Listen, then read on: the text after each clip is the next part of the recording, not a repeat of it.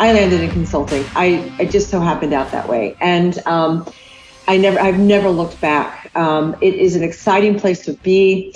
I have worked on almost every industry, across industries. I'm probably deep in one or two, but I do only things that relate to the people side of business.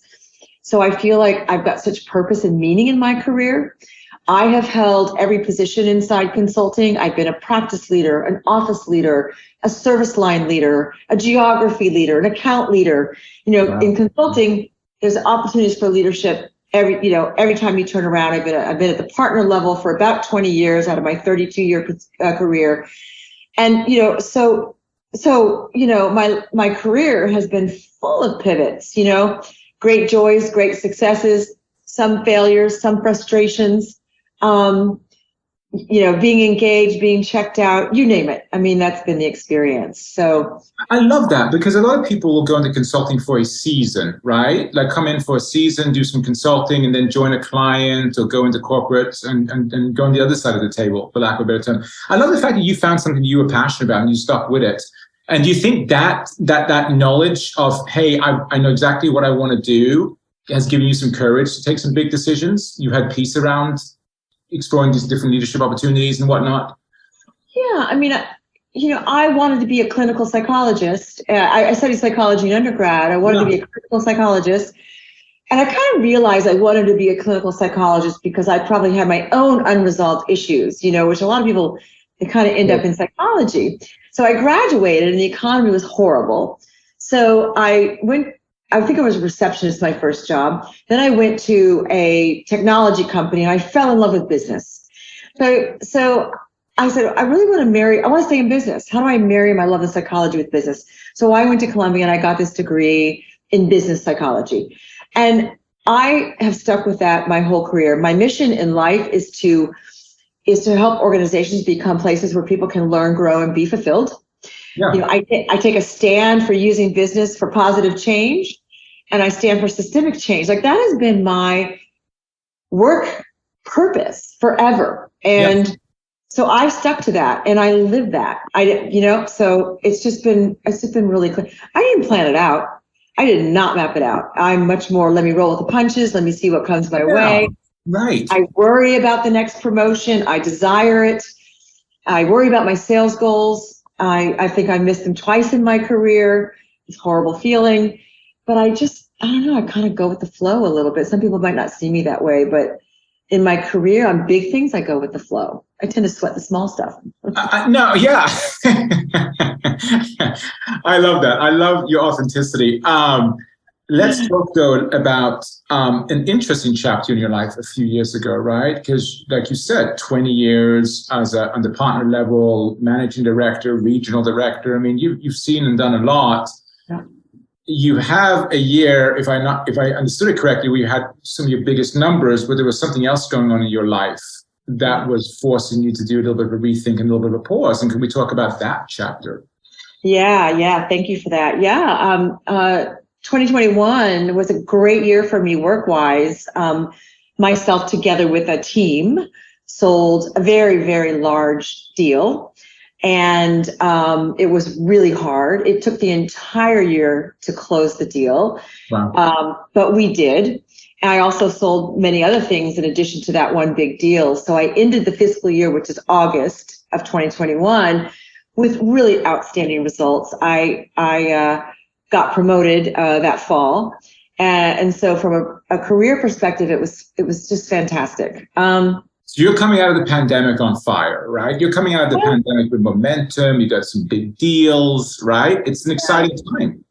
In some way, but I live in New York City, so we actually didn't come out of the pandemic until March of 2022. But my bad. Yes, my bad. It's okay. No, it's okay. But we were starting to recover. With real momentum. And I had built some relationships on this particular account, and I could see from my next fiscal year a great platform. But my mother was diagnosed with pulmonary fibrosis in 2019, and she's a very independent woman. My mother she lost her second husband, 20 years earlier. And so she lived alone. My mother raised 4 children. by the time she was 35, three of us were in high school. One was still in junior high. She got a job. Got a job on Capitol Hill as a receptionist. She ended up growing her career from there. She ended up becoming an ethics officer for the Department of Justice, working under Janet Reno.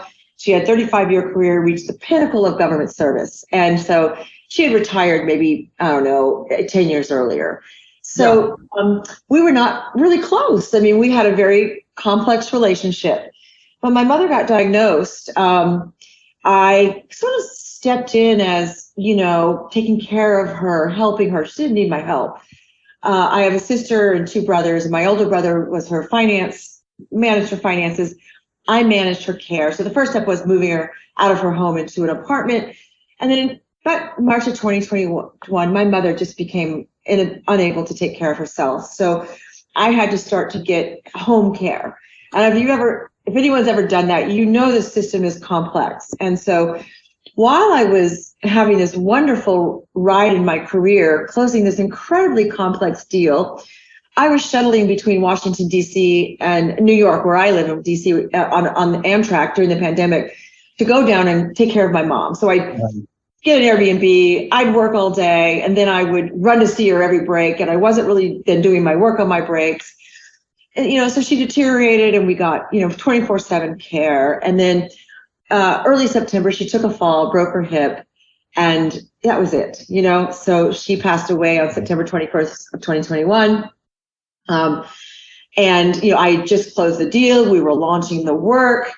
And so, that was just like, like this juxtaposition of this really difficult time on top of what was really a great time for my career. Yeah, I can imagine. This is such an interesting time for you because such extreme emotions, I would imagine. Is that a fair statement? Yeah. Right. Sure, You're feeling exactly. everything, right? Stress, sadness. Yeah. Okay. Yeah. So what happens then? Because this is a time, right? You're right. You got a lot of powerful forces moving in your life. You got grief. You got tremendous success, achievement. Now you're executing. Recognition. I'm sure you got a lot of recognition for that big deal, right? It took a year to get done, and it's what's going on in your head. Where are you at in all of that? Yeah. So I took care of her things, and I got back to work, and we were launching this program, and it was difficult to launch, as most large complex programs are. We had a great client, we worked through things, but we had a team of managing directors, and we were just sort of storming and forming and all that stuff, and I was wrecked. I hadn't slept. I was just depleted, trying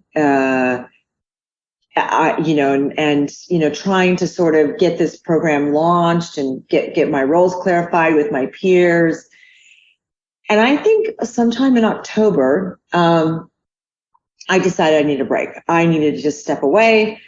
And it was a good time because I'm not really an execution managing director. So we were deep into execution.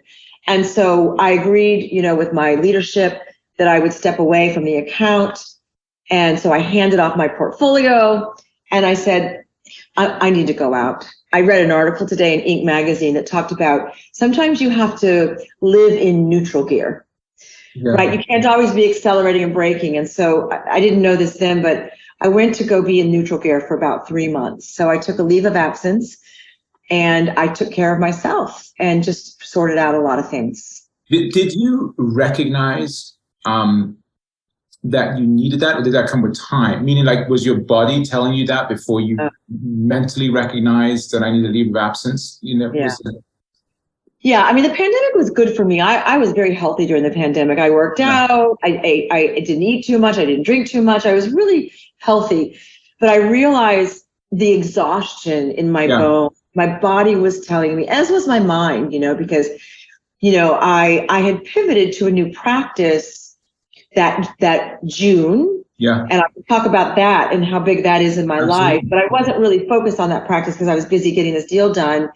And I knew, okay, I got to lean into this new practice. I just don't have the energy to do the learning that I need to do and do the connecting that I need to do. Yeah. So I decided to take the step back, and I was up for promotion. I didn't know. My last day was November 1st. I got a call around, I don't know, November 20 something that I had been promoted. I was like, oh, am I going to lose my promotion because I'm going on this LOA? And I was so thrilled to find out, and I was rewarded, for my efforts and for my contribution and my impact.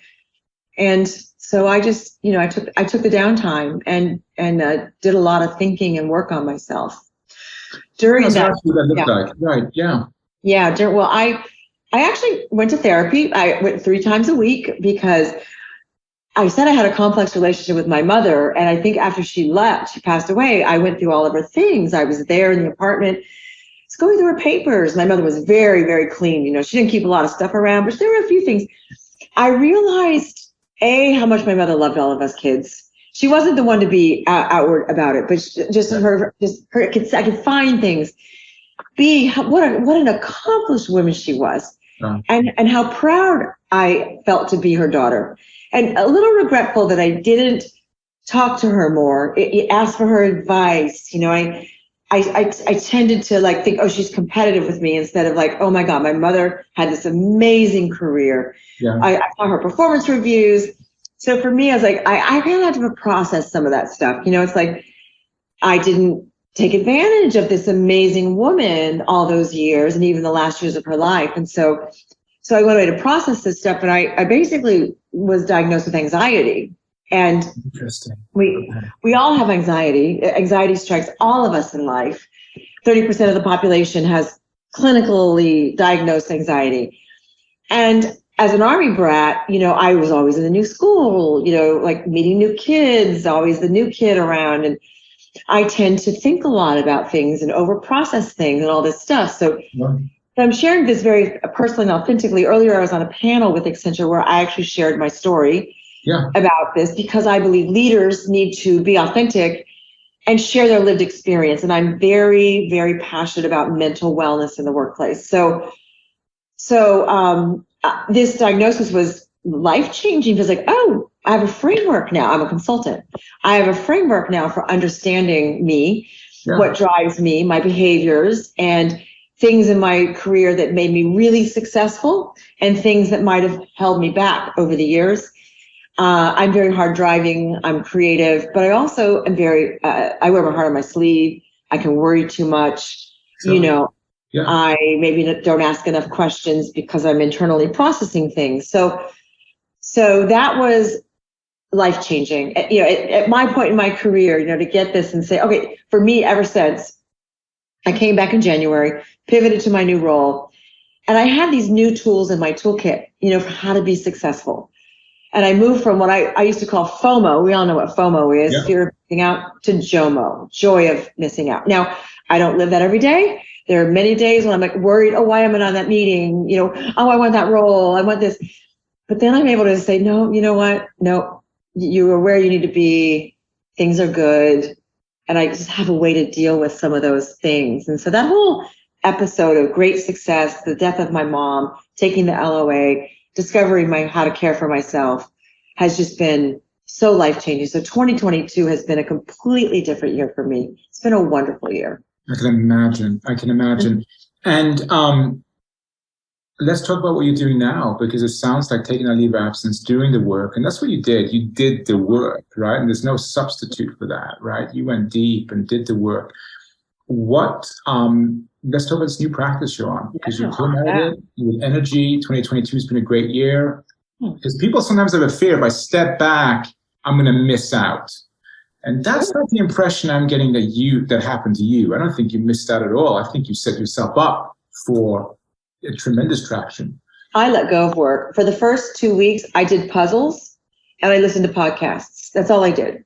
Wow. That's all I did. Then I did some traveling, to go see some friends and, do some things, but I did do the work. So we have a CEO transformation practice, the board and CEO advisory practice, which we've really been supercharging with some new colleagues that we've hired from amazing places. And so I'm on that team. I'm our Northeast lead for that practice, where we do a range of things, but we're operating at the board and C-suite level. Accenture is a great firm.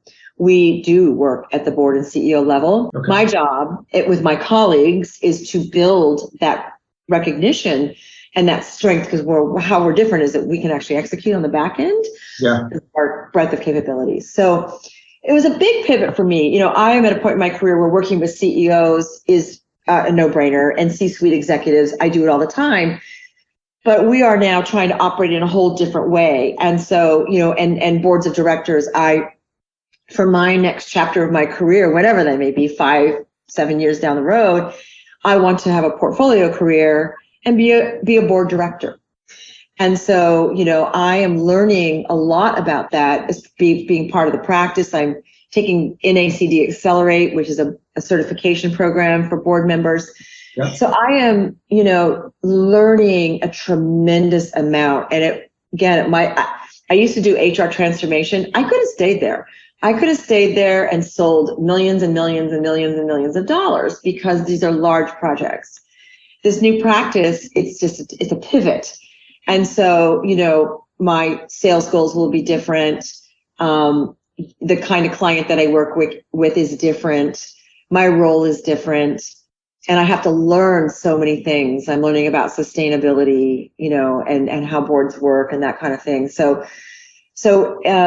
it's scary, you know, at a senior juncture in one's career, to pivot from something you've been doing for 5 to 10 years. I've made many pivots in my career. This is a big one.